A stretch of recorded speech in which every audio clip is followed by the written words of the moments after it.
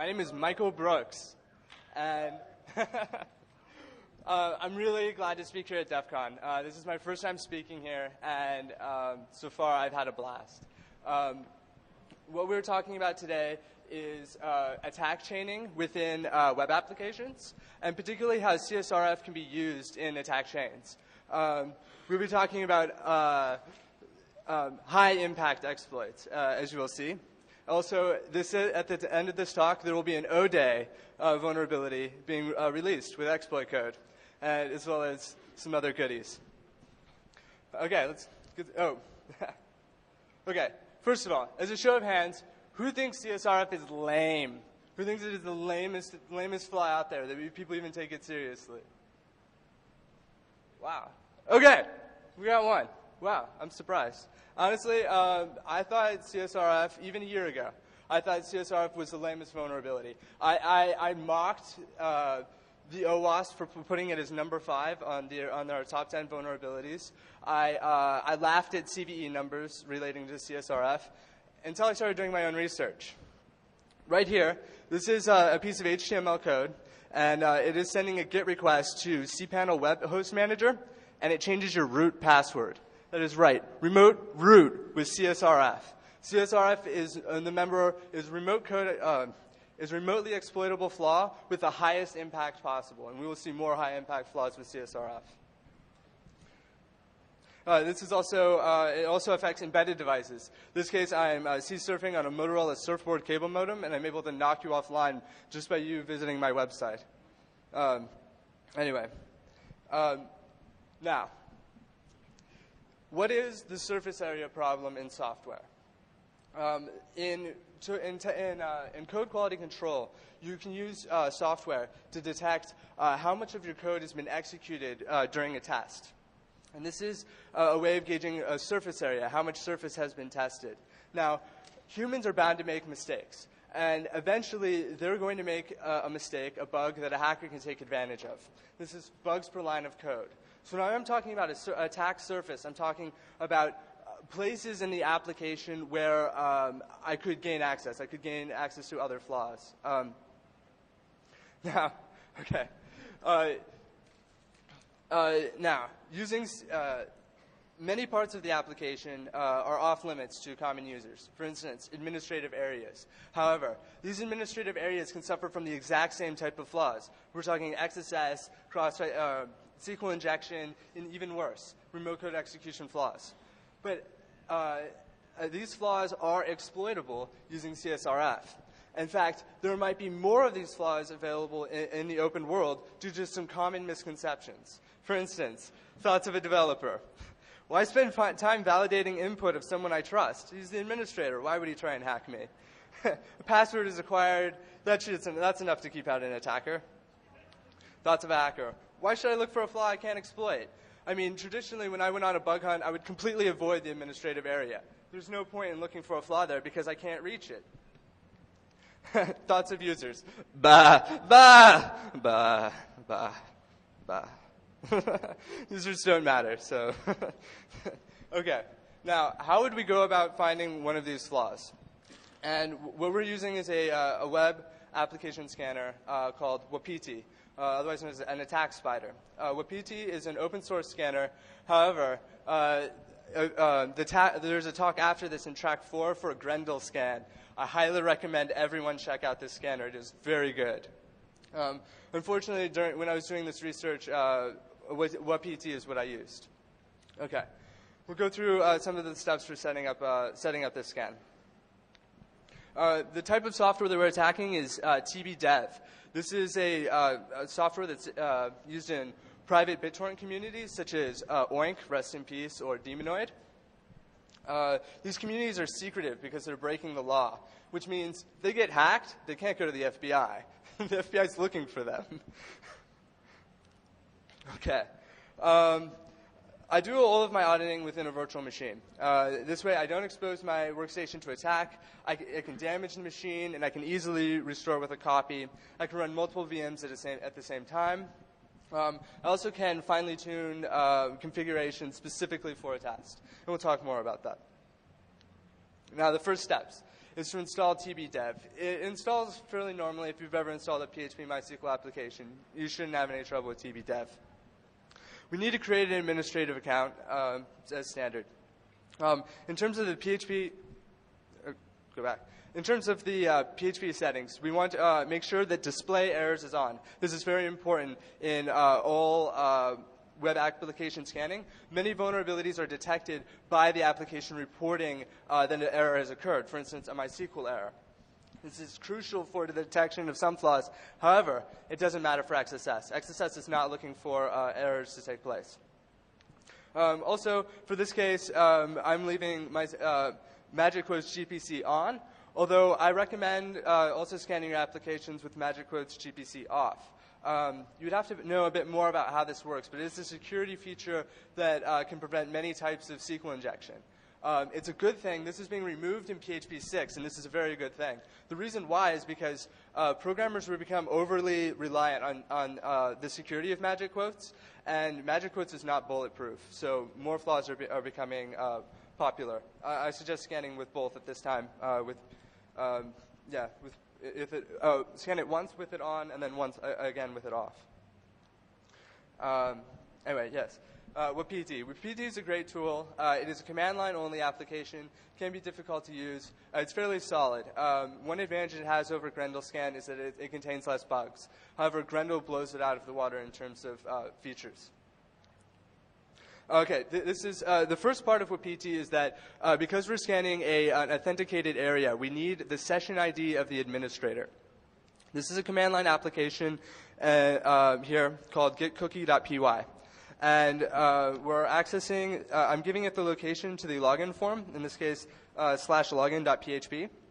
It's going to grab the HTML and tell me what's on the form. It's going to say there's a username and a password. And I gave it the username, admin, and the password, password.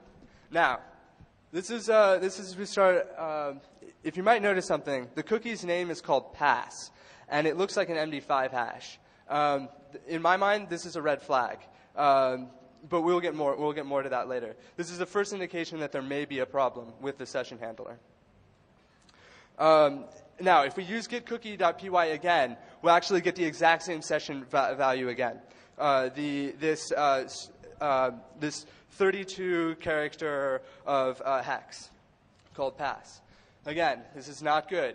This is a lot of evidence supporting that they're using an immortal session identifier.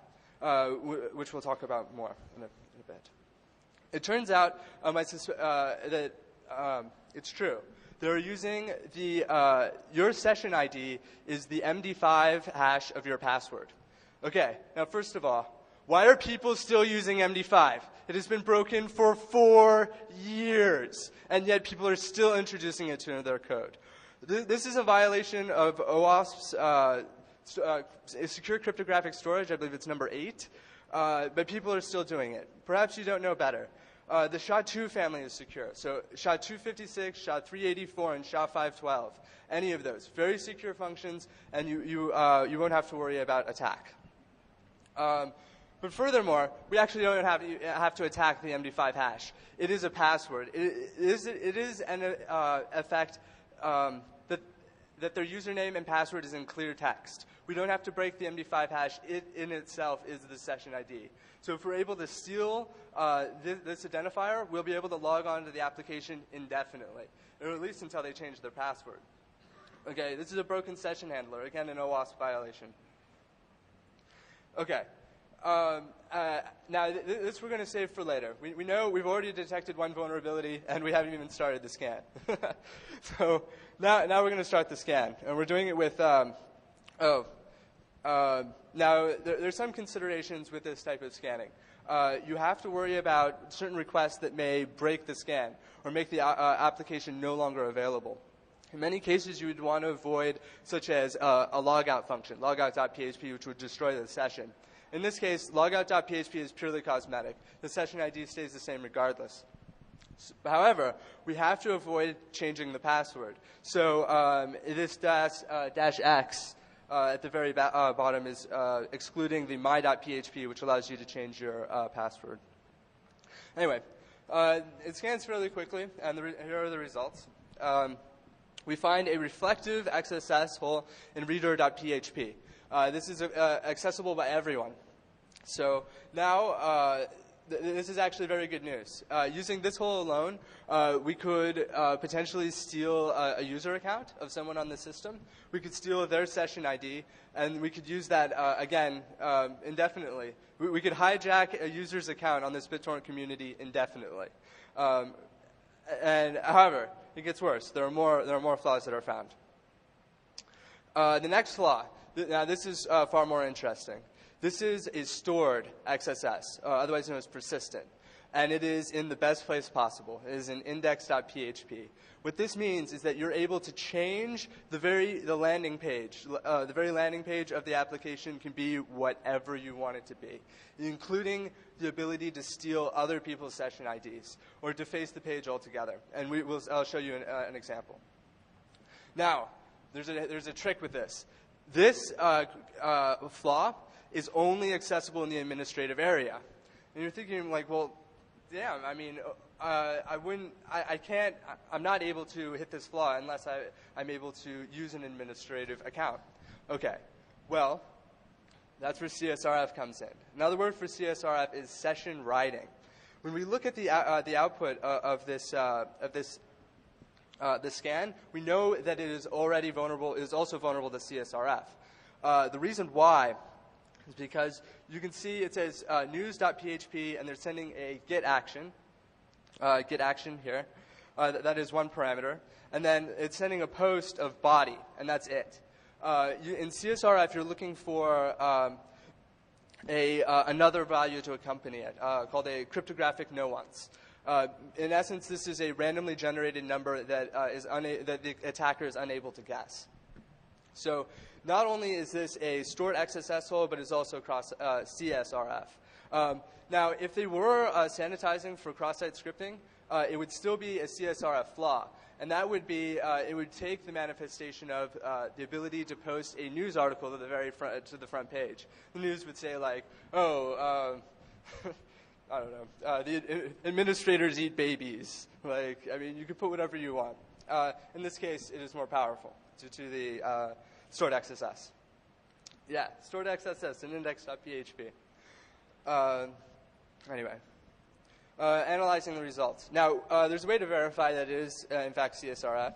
In this case, I built a very simple form, HTML form, that is recreating the request. It's sending the body value of owned, and I'm using JavaScript at the bottom to automatically submit the news article. This was the first step I had in exploit development, to have some very simple proof of concept. If you're still unsure about XSS security, if you're a bit of a novice, I suggest the OWASP has some great information on it, including testing for OWASP, as well as a CSRF tester project. I'm not sure about that, but all the power to them. I think it's interesting. It's interesting. Okay. Now, this is where we start. Start building chains. Yeah. Okay. Bit further ahead. All right. Now, in order to the request is bouncing between the system. It is bouncing between your web browser, and it is bouncing off of a reflective XSS flaw. I mean, a reflective surface, reflective like a mirror even. Well, it's also able to, you can bounce a request off of it. However, there's a problem. When your request is sending from your web browser to the server, it's going to be hit by an add slashes or magic quotes. In essence, what this means is you're going to have problems having JavaScript with quote marks. Luckily, JavaScript has a tool called string from charcode. But they don't have the inverse. So I had to write a function to encode all of my JavaScript before sending it through. And I'll show you the exploit code shortly. Okay. Now, this may seem a bit redundant. However, there's a method to my madness. We're using a mix of reflective XSS and social engineering in order to pull off this flaw. we have to get the administrator to click on a link in order for us to hit it. So the best way, or at least the best way I thought of doing this, is making the link appear as though it is coming from his own website. All right, and that's where the reflective XSS comes into play. We send the administrator a private message on the system saying, "Hey, I think there might be a problem with your tbdev installation. This link just doesn't look quite right." You click on the link, and then the exploit code fires. This exploit code is entirely self-contained URL. It is a fire and forget, does not require an external server, and is rather small. In fact, I'll show you the code right now. Bounce it. All right. I made this easy to use. I try to. I mean, this is written entirely in HTML and JavaScript. You don't need a web server to run it. You just have to run it on your local system. I figured even if you've never used exploit code before, you might be able to use this. I give some explanation of how it is used. But all it requires is the target, the location of the tbdev install that you're looking for, the script that you'd want to execute on on the index.php. In this case, we're changing the inner HTML to an image. You'll see shortly. And then click Generate Attack. A URL is generated for us down here.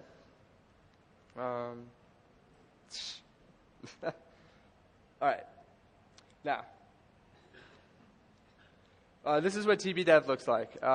Simple. You could browse for torrents, search torrents as well as a community. Now, to simulate as if the administrator were to click on that link, I'm just going to paste it. If you look at the link, it actually it does look suspicious. You can see there are a lot of numbers, and it's commented quoted out. It would look similar to shellcode. However, this is to evade the add slashes filtering. Now, enter, redirecting you. Defaced.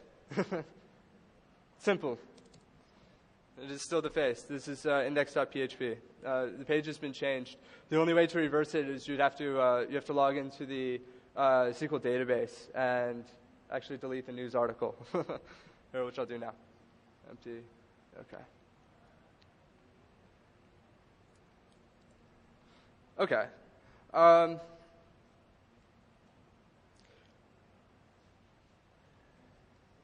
Let's talk a bit more about how would you want to gain access to the community in the first place. Many of these communities do require invites, and it would be nice to gain access to these. So I'll show you a simple cookie stealing code. The PHP is very simple. In fact, it's only 2 function calls and a single variable. The first line here is saying get the file contents of a file we call cookie.txt. So whatever's in that file, we're going to pull it out. Then we're going to open that file for writing, and we're going to take whatever cookie, whatever get parameter we receive as cookie, and we're going to write it. So in essence, this is going to give you if you were to put this script on the index.php, everyone who is logged in, their cookie value would be entered into this file, separated by new lines. And you could immediately log in as any one of those people. So this is a very serious combination of having a broken session handler and being able to literally steal everyone's authentication on the system using this combination.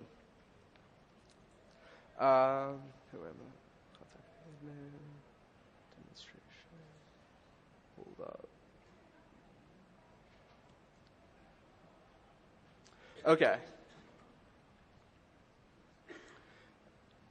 We'll talk a bit more about defense. Yeah, one moment. All right. Okay. Limiting the access of the administrator account is a good idea. I mean, you shouldn't have cross-site scripting flaws in this area or other vulnerabilities. I mean, it's common in the Linux world to use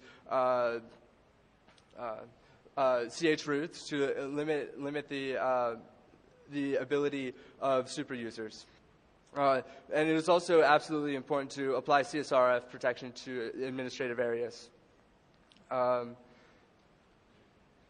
CSRF is a popular attack against Google because since you don't have access to the source code, it is able to identify this flaw and write exploit code by merely looking at the requests and looking at the traffic. Many CSRF protection mechanisms can be bypassed using XSS. Using XSS, you're able to read the page itself, which breaks the same origin policy. Using XML HTTP request, you're able to read the CSRF cryptographic no-once in order to bypass it. This is the same technique that the SAMI worm used, and I wrote exploit code I wrote similar exploit code, actually utilizing some of its functions. What it does is here, wait a minute, pull it up. Yeah. It affects a open source. It affects. There's an open source clone of the site dig.com. It's called Plig. Plig is the open source copy. And if you're familiar with Dig, people post a link, and you vote up if you like it or vote down if you don't like it. What my exploit code does is upon viewing the link, it forces you to vote on. It forces you to vote up on a Plig link. Now, and this same attack could work against Dig if you had a cross-site scripting flaw against Dig. In fact, my source code, my exploit code, could be modified to attack Dig. This has implications for mostly spammers, to which to redirect people to their spam site. Not very good. Let's continue. This attack was recently, I recently put it on my blog, rooksecurity.com, as well as other attacks I've posted on there. There's another flaw I found in Plig. It turns out their CAPTCHA implementation was broken, and I was able to find the CAPTCHA code. I wasn't attacking the image. I was attacking more of an issue of how the code was generated. I was able to predict what the code was able to be, and which is another bad combination: the ability to create accounts and then also vote on links. Now, even with, the Plig autovoter. Now, okay, say you have problems with cross-site scripting, and you have problems with CSRF, and you need a solution now. You need a more difficult solution now, or a solution that is difficult to bypass. The OWASP suggests even protecting it with a CAPTCHA. This value could not be read by means of XSS and would be a reasonable defense. Another method would be use a side channel, such as emailing you a password via SMS, text message, or even email, an out-of-band signal. Okay, now there's another problem with CSRF that really keeps it from being a series of very widespread. One, when you're building a request, you have to know where that request is going. You have to know the path, and you have to know the server. However, Spy Dynamics released a very cool tool, a JavaScript port scanner. Now, the port scanner uses two different methods for detecting services. One of them is on load and on error, and it's looking at the response times from requests. This method I can't get to work reliably for a real-world exploit. However, there's another method used. What you're able to do is you're able to read a remote image on a system, and if you know the path to the image, you can read the file dimensions. And using this method, you are able to identify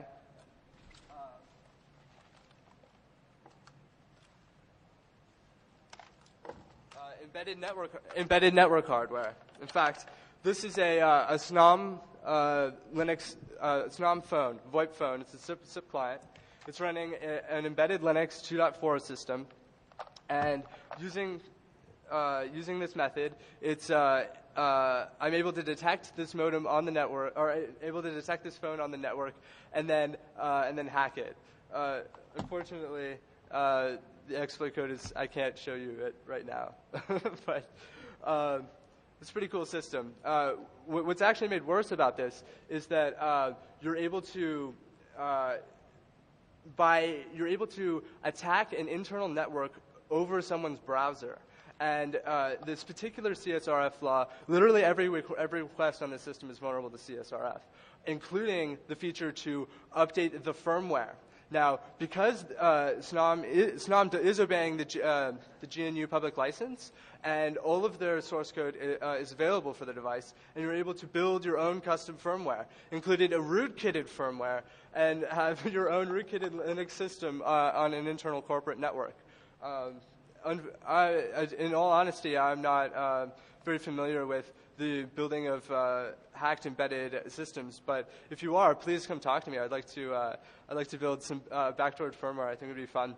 Particularly, also, SNOM wasn't the only one. In fact, I bought 2 other VoIP phones, and they were also vulnerable. The D-Link phone, as well as a Zoom phone.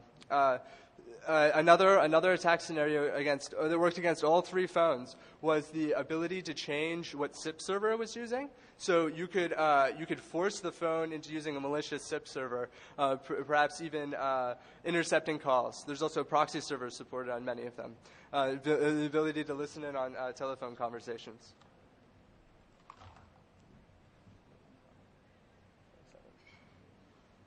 Okay. In all honesty, I'm done with CSRF. I think it's interesting. I think that a lot of people have passed it off as being lame, and it gets a lot of bad flack. I mean, GNU Citizen was nominated for a Pony Award, even though I thought that their attack against the BT Hub was cool. But in all reality, that's not the problems that we face on the internet today. The problems are botnets, large controlled systems of computers that are even waging wars, wars of spam, and that is actually my O-Day. My O-Day. This is DEF CON, and it is a unique place where you have people on both sides of the war. You have the blackest of the black hat sitting next to systems administrators and software quality control. You're literally sitting next to your enemy in a brutal war. And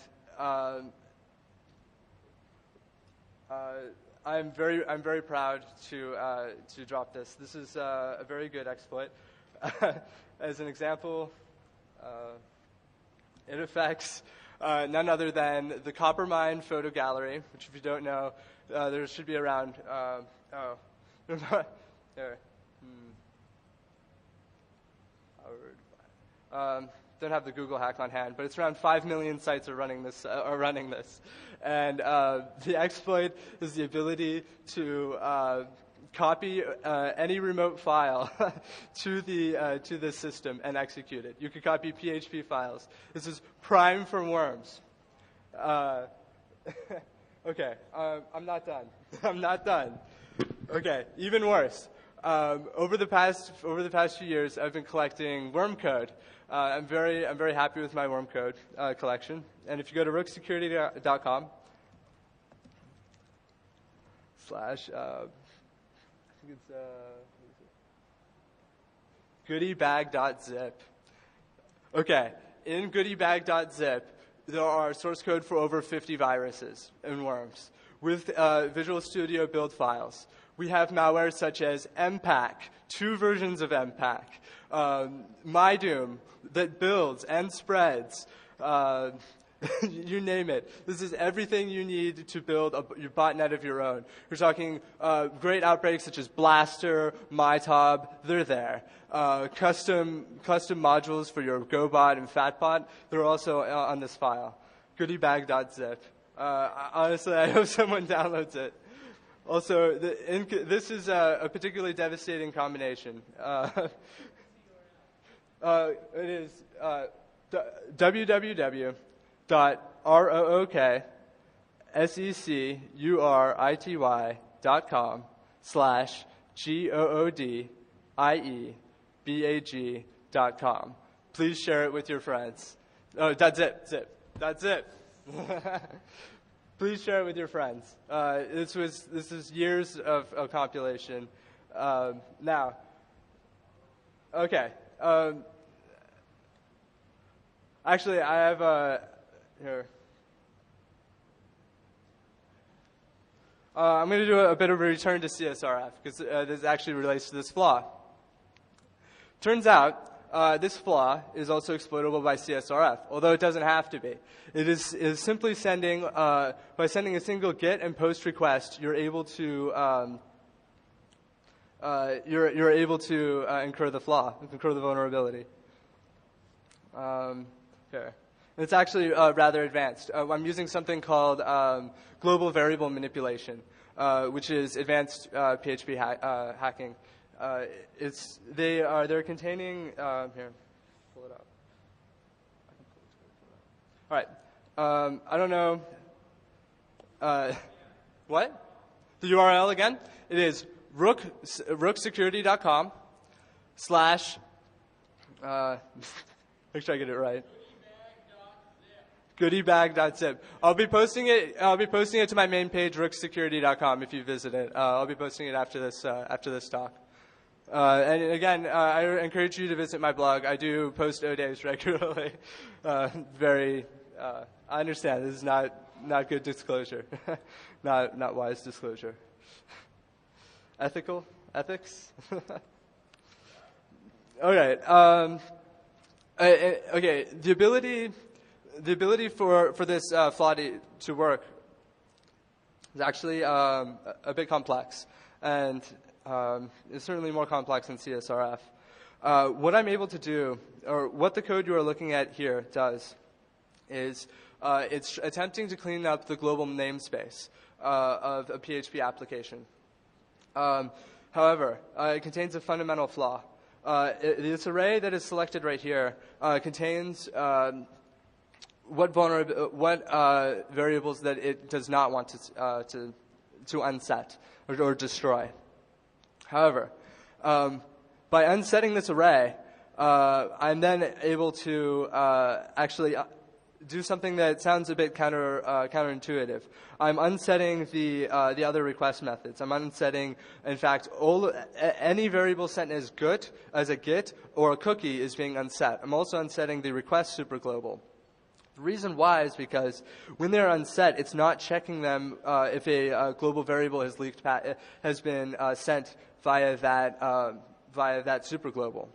I know I missed a lot of you, but what this allows me to do is basically it turns the entire variable namespace into a taint. I'm able to have an amazing amount of control over the application and really make it vomit up on itself.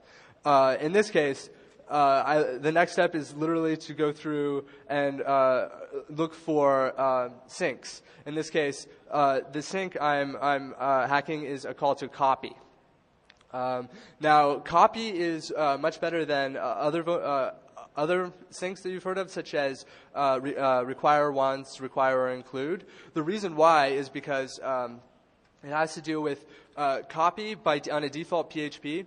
You can pass it a parameter of a URL, and it'll download that URL and to your local system. Whereas include can include remote code. However, by default, it does not allow this. In order for this vulnerability to work, you do have to have registered globals enabled. However, and this is not default on the latest version of PHP.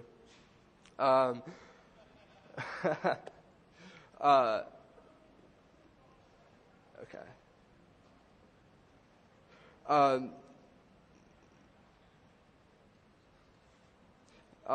In short, if any of you are curious about this exploit code, I encourage you to come to the question and answers afterwards.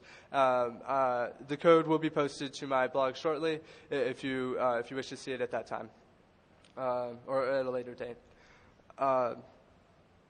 One of the major points of this